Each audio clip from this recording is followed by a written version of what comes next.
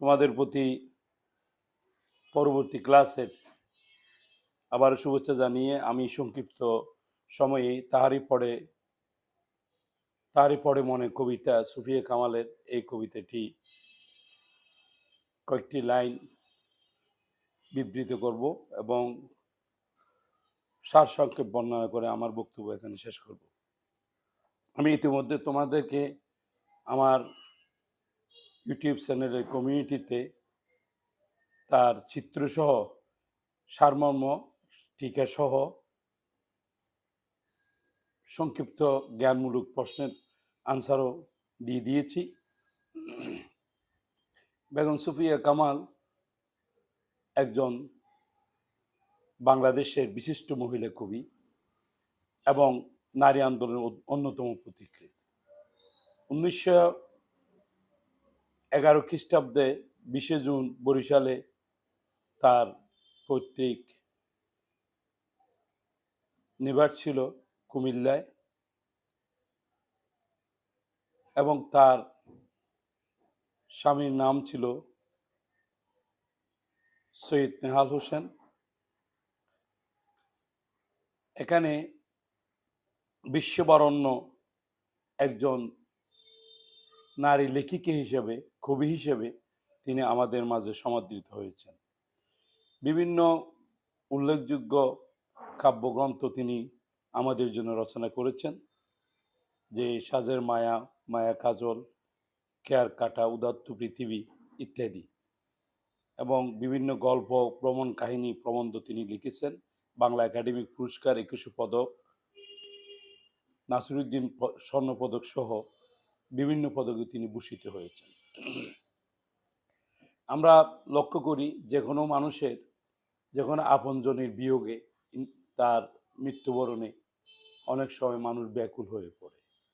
সমাজে আমরা সেরকম অনেক উল্লেখযোগ্য ঘটনা আমরা লক্ষ্য করি। বেগম সুফিয়া কামালের ক্ষেত্রে তাই হয়েছে।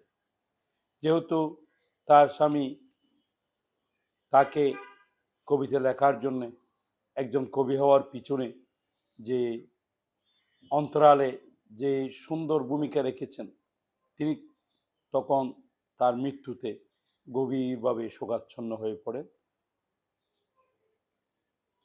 যেহেতু 1932 সালে সৈয়দ নেহাল হোসেনের আকস্মিক মৃত্যু হয়, এক্ষেত্রে তার কবি জীবনের একেবারেই খুব কঠিনতম পরিস্থিতিতে সম্মুখীন হয়, যার কারণে তিনি তারই পড়ে মনে কবিতাটি তারই স্মরণে বরণে তিনি লিখেছেন।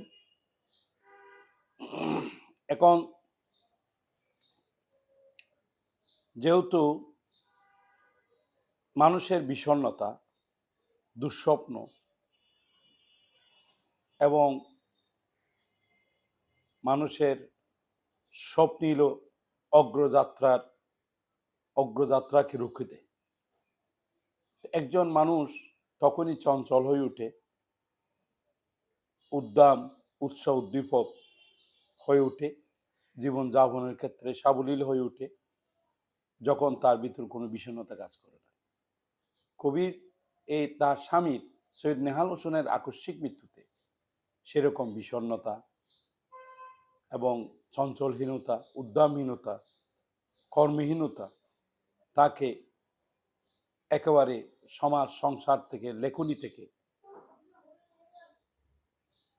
পিছিয়ে দেয়। তিনি এখন কবিভক্তরা সেখানে তাকে লক্ষ্য করে বলেছেন, হে কবি নীরব কেন, ফাগুন যে এসেছে ধরায়, বসন্তে বরিয়ে তুমি লবে না কি তব বন্দনায়, কহিলে সে স্নিগ্ধ আঁকি তুলি, দক্ষিণ দুয়ার গেছে খুলি, বাতাবি নেবুল ফুল ফুটেছে কি আমের মুকুল, দক্ষিণের সমীর তার গন্ধ হয়েছে কি অধীর আকুল, এখনো দেখুনি তুমি, কহিলাম কেন কবি আজ এমন উন্মনা তুমি।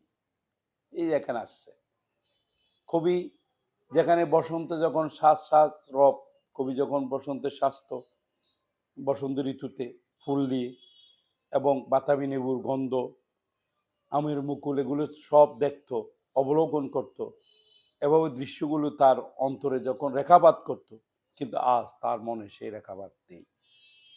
এজন্য তিনি বলেছেন,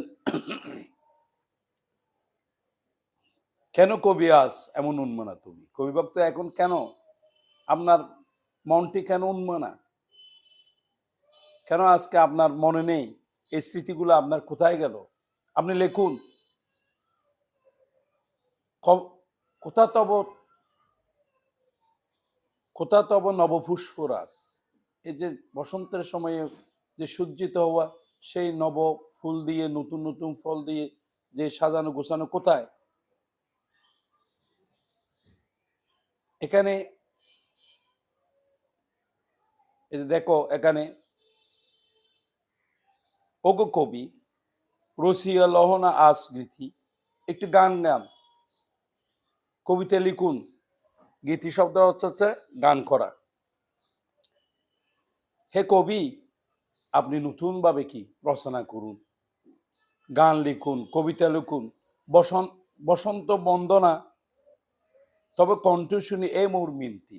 আমি আবেদন করছি, আহ্বান করছি, আবার বসন্ত নিয়ে, বসন্ত ঋতু নিয়ে, বসন্তের ফুসফুস নিয়ে আপনি আরেকবার লিখুন। আমরা আকুলভাবে আপনাকে কবি হিসেবে আপনার প্রতি আমরা শ্রদ্ধা রেখে আবেদন করছি।